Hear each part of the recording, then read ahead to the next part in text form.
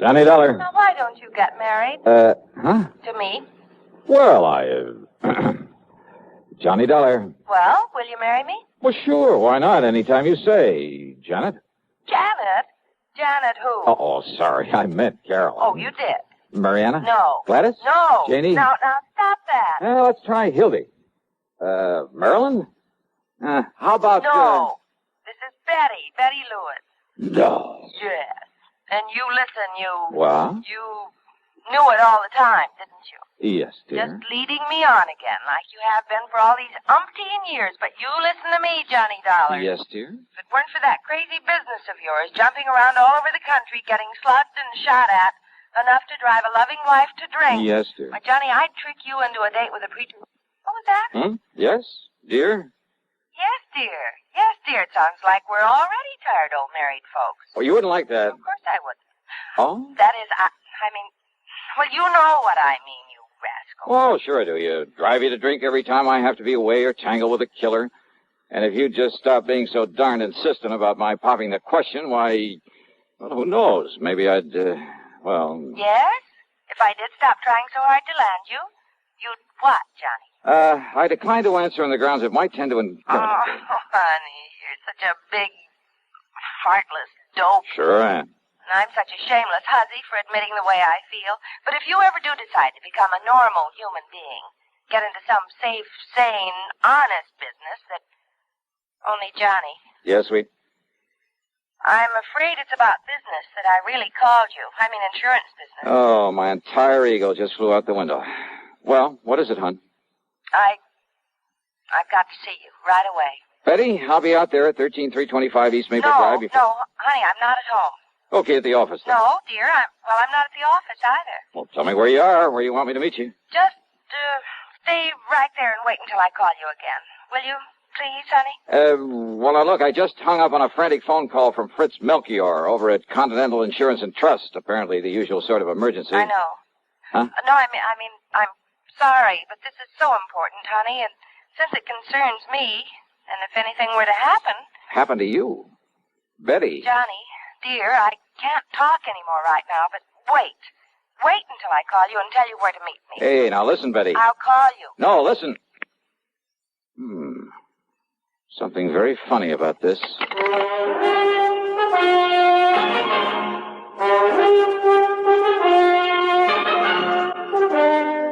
CBS Radio brings you Bob Bailey in the exciting adventures of the man with the action-packed expense account, America's fabulous freelance insurance investigator. Yours truly, Johnny Dollar.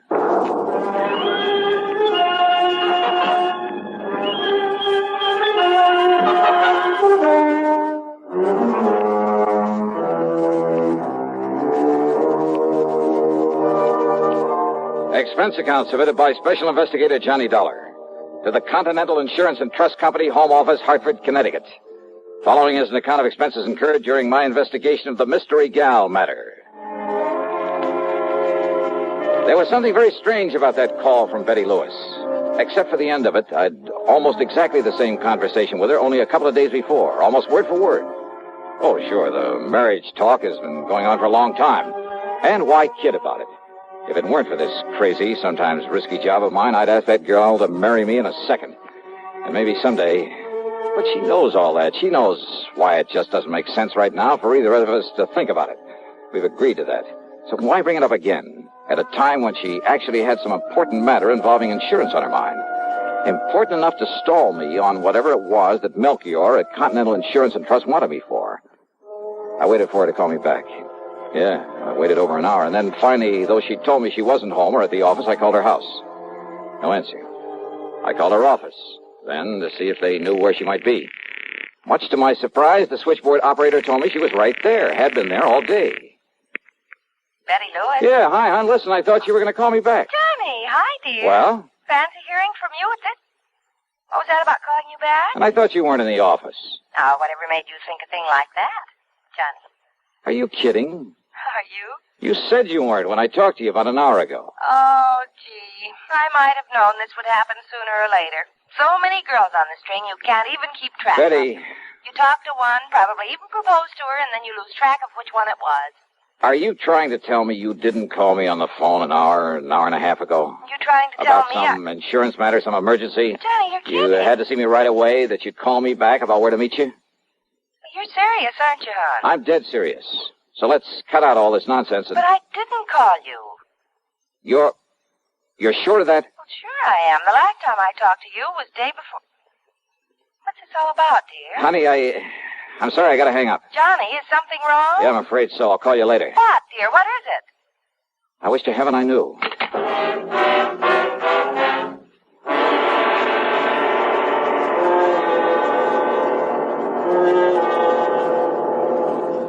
Pepsi-Cola refreshes without filling. Why? Because it's truly light. Charlie, you're forgetting something. Wait, Kay, there's more. Yes, ice-cold Pepsi is the delicious refreshment that goes great at a picnic or a party. But, Charlie... And Pepsi goes fast. People like it, so keep plenty handy. There. Oh, you did fine, except for one thing. Well, I mentioned lightness and how Pepsi refreshes and how fast it goes. You left out Pepsi sociability. You know the Be Sociable song. But, Kay, I can't sing. I can. Listen. Be sociable, look smart, keep up to date with Pepsi. Drink light, refreshing Pepsi.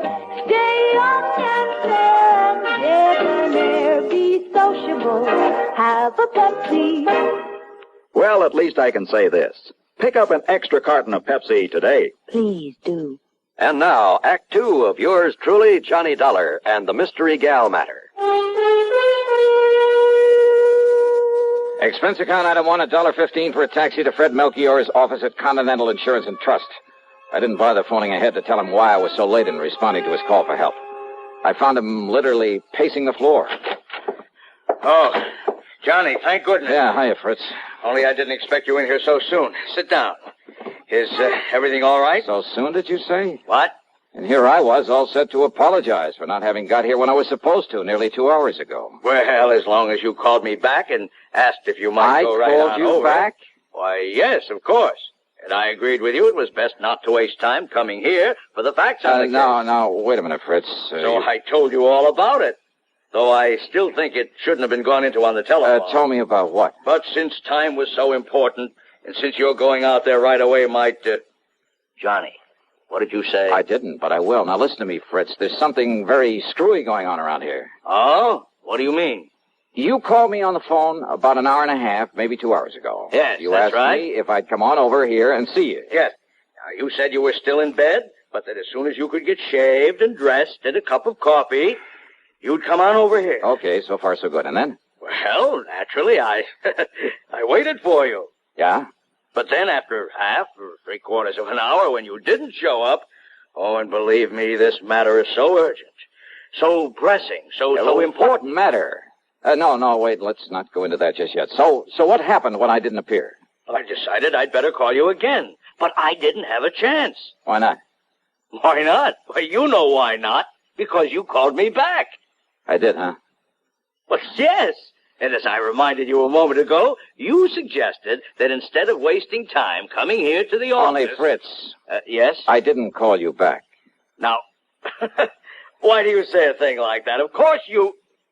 Didn't? No. But, Johnny... But it's pretty obvious somebody did. Oh, but I'm Yeah, sure... somebody who tried to make you think it was me, who must have succeeded pretty well. But that's Johnny, I hope you're not joking. I am not. Because I'm certain, absolutely certain, I mean, well, how could I mistake your voice after all these years? It looks like you did, though, doesn't it? Well, then, who was it that called me and told me it was you and asked me for all the details on this case that I want you to handle for us? Brother, I wish I knew. And then when I told him where to go and whom to see, he agreed to get on it right away. And I, thinking it was you, oh, no. No. Oh, good heavens. Now what? Well, this all means that you haven't been out there to see him. Our client, I mean, out on East Maple Drive. Who, Fritz? Oh, good heavens, Johnny.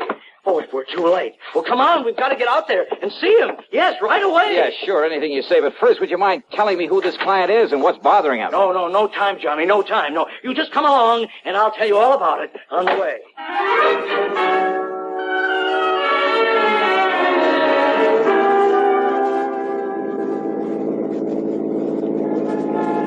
I hope you don't mind my driving so fast, Johnny, but time, time is of the essence. Time for what, Fritz? Now, why don't you just start from the beginning? Yes, I will. Now, when I called and I talked to you the first time... The only time, Fritz. Oh, all right, yes. It must have been somebody else who knew I'd called you before, who found out from me that... Well, now listen. I'm listening. Anyhow, when I talked to you, I told you I'd had a call from one of our clients. Yeah, only you didn't say who. Now, the call was from Mr. John Marshall Sawyer out there on East Maple Drive. Sawyer, the attorney? Yes, retired. Lives right across the street from a very good friend of mine. I don't know about that. I don't care. The point is that Mr. Sawyer, before he retired and came up here to live... Yeah, sure, the DA's office down in New York. That's right. Probably sent more hoodlums up the river than anybody else in the big town's history. Exactly. Including Andy Rinaldi. Andy the actor. That's right. Confidence man and suspected killer. Yeah, I had a hand in that case myself. I know. Andy the actor was a character right out of the old pulp magazine. Yes. And he was so clever at disguise, it's no wonder the police took so long to catch up with him. Yes. Now, hey, Johnny, one Johnny? time he did such a perfect imitation of some big financier, looks, voice, everything, that one of the big banks handed him nearly $250,000 in cash and... Wait a minute. You thought that I had called you back? Yes, Johnny, yes. And Andy Rinaldi got out of prison only a few days ago. So that's who it was. So Mr. Sawyer thinks he may come here and try to get even with him. Andy disappeared, contrary to all the parole regulations and so on. But being such an actor, such a master of disguise, well, I suppose he figures he can make it just as difficult for the authorities to track him down as he did some years ago. And he's probably right. Oh, a con like that ought to be kept in the clink forever. Oh, of course, he's been reported here and there. Half a dozen innocent people have been picked up all over. Why, as far west as Los Angeles. Ah, he's too smart to travel far. The longer the trail, usually, the easier it is to pick up. The point is, Mr. Sawyer was awakened last night by somebody prowling around outside his home, apparently just casing it. Well, it could have been a common burglar. He thinks it must have been Andy the actor. Did he notify the police? No, he wants you on the job. You know Andy, and you're on to some of his tricks. Well, maybe some of them. What's more, Andy may have reason to feel the same way about you as he does about Mr. Sawyer. That phone call to you pretending to be me. Somehow he must have found out you'd call me. But how, Johnny? But that girl who called me. Girl? Who? A perfect imitation of Betty Lewis. I'm afraid I don't understand. Hey, Fritz, you better step on it. You say a girl called Yeah, you? to stall me off. It had to be. To maybe keep you away just long enough for him to get out here. Come on, faster, Fritz. Anything you say, but listen, Johnny. The point is that if Andy comes around again The point tonight... is that he may have decided not to wait until tonight. What? Come on, let me take the wheel, Fritz. We gotta make time. We made time, all right. But all along the way, I kept reminding myself that if those phony calls had been meant to delay me, they couldn't have hoped to keep me away for long. In other words, Andy the actor was ready to take care of Mr. Sawyer right now. I hoped and prayed we wouldn't be too late. Sawyer was an old man, hardly a match for a killer. All right, now, here we are. And now look, Johnny, the front door of his house is wide open. Now, that isn't right. Come on, Fritz, don't waste time talking about it. Oh, no, we're too late. Fritz, flat against the wall. Stay flat against the wall. No. Look. What? The body fallen there in the doorway. Yeah.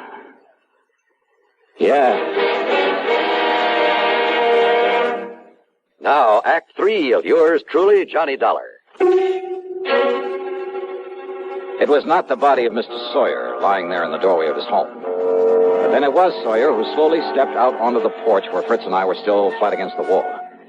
He stood there quietly for a brief moment, then handed the still-smoking .38 to me. Here, Johnny. Yeah. Thanks, Mr. Sawyer. Only one shot? The first one you heard was from his gun. I'm sorry about this, about killing a man, but I'm afraid he gave me no choice. It's Andy the actor, all right, Johnny. Yeah. Look, here, these false sideburns, the mustache. Is he still alive, Fritz? Yes, he's still alive. Thank you. Then you better call an ambulance and the police. Yes, sure. Well, Mr. Sawyer? Hey, and you know something? You may have saved my life, too.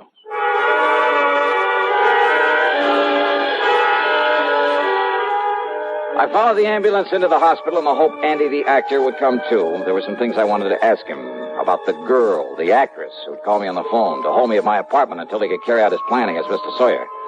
But Rinaldi stayed unconscious, so I took a cab back to my place. That's item 3, $1.50. As I walked up to the door, a man from the phone company came around the side of the building. Hey, excuse me, aren't you Mr. Johnny Dollar? Yeah, that's right. Oh, I've been hoping you'd come home. You want to check your phone for me now? Oh, something the matter with my phone? Oh, there sure was. Oh? Yeah, somebody put a tap on that line of yours. You wouldn't have any way of knowing it, but So that's we it. have ways of knowing down at the phone company. Yeah, so that's how Andy and the girl, whoever she is, got to know our voices. Yeah, a lot of people think they can get away with tapping a phone line, Yeah, but sure. believe me, Mr. Dollar, they can't get away with it for long. They took off the line in the basement. Do you have any idea who might have done it? Yeah, and no. What? Well, Andy the actor, for one. What's But that? who the girl is? Hey, Mr. Dollar, what are you talking about? Oh, nothing you need to worry about. Oh, sure, whatever you say. But now if you'll go inside and dial somebody and see if you get them okay. You see, I got a handset still hooked up to it. Yeah, I'll do that. Oh, and the cops have already been notified, so if they come around asking questions... Okay, thanks.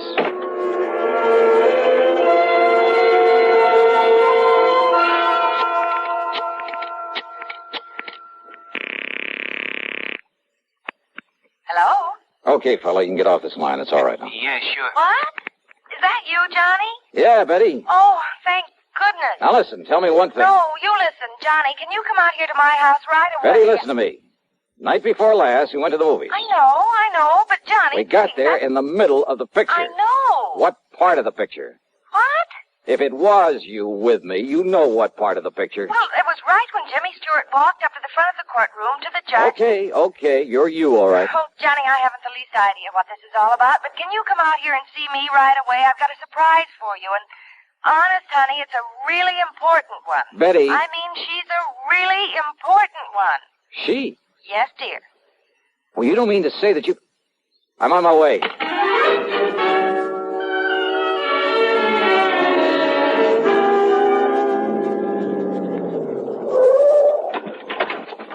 Hi, dear. Come on into the house. Now listen, Betty, if this is some kind of a Oh, gag... honest engine, honey, cross my heart, but listen. Yeah?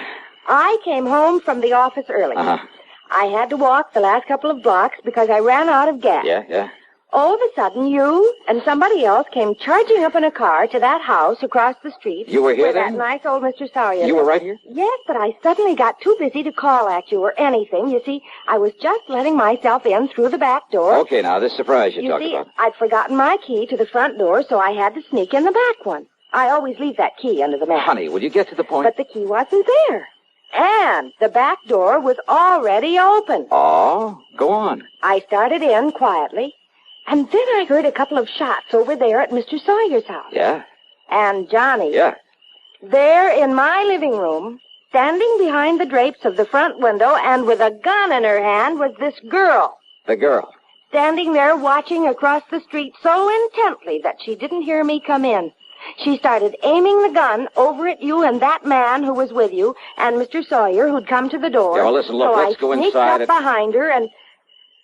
Well, I'm afraid I kind of ruined one of my nicest vases on her head. And you've got her? You've got her inside? All tied up with all the clothesline I could find. Oh, honey, I love you dearly. Where is she? Here. Right here in the living room. Oh, great. What a girl you... Holy, you must have really clouded her. Well, I did. But when she came to and started talking, well, honey, this burglar or whatever she is, well, she started talking her head off, trying to tell me I didn't understand. Well, how could she with that gag? And you know something? She sounded so much like me, and I got so tired of listening to that voice. Well, that's the reason I put that gag in her mouth. Well, are you proud of me?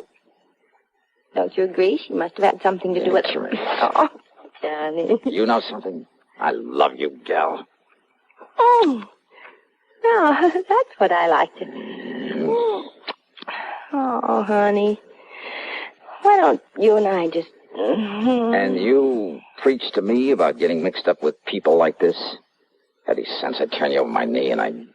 Yeah, rascal. This is much more fun, isn't it? Mwah.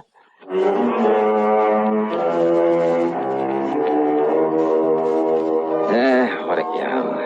And maybe someday Yeah. Expense account total including... that's funny. Something or someone seems to have somehow diverted my attention for the moment from anything as trivial as an expense account. Trivial? Yours truly, Johnny Dollar.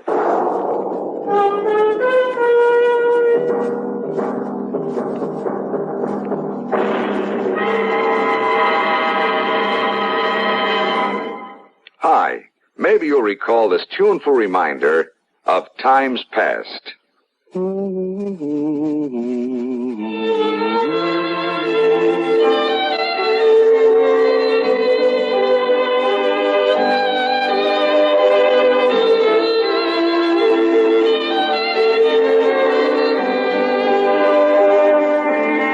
This is Dennis James with something else worth remembering. It's this. You're so right to stay regular with Kellogg's All Brand. See, it's the normal, natural way to youthful regularity. The whole brand content of Kellogg's All Brand supplies your system with all the bulk-forming food that you need every day.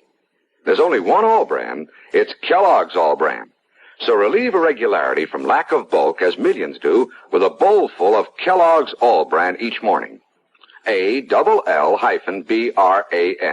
It's Kellogg's All Brand. Now here's our star to tell you about next week's program. Next week, I'll tell you about the biggest deception that was ever pulled. By me. So join us, won't you? Yours truly, Johnny Dollar.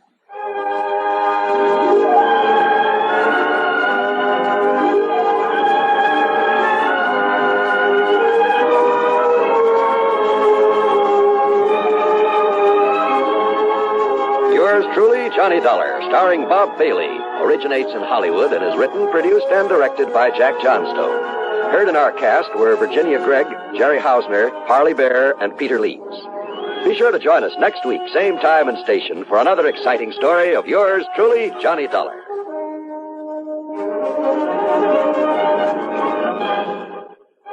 This is John Wall speaking. Suspense is next on the CBS Radio Network. You know, Dooley, I've been reading up on hypnosis. Come here and let me try it on you.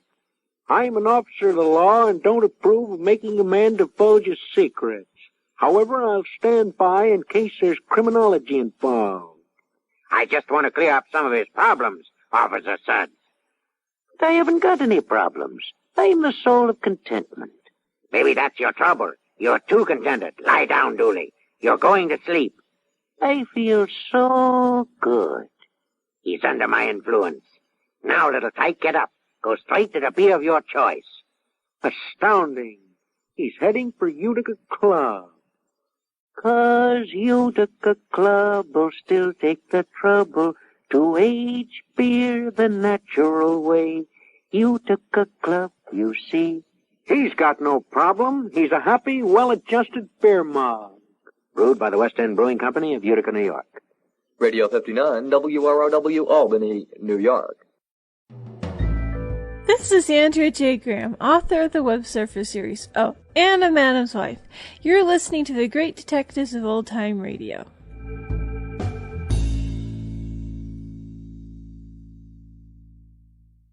Welcome back. This one definitely has a couple of surprises where Johnny shows up to rescue the lawyer, only to find out the lawyer's done a pretty good job of taking care of himself.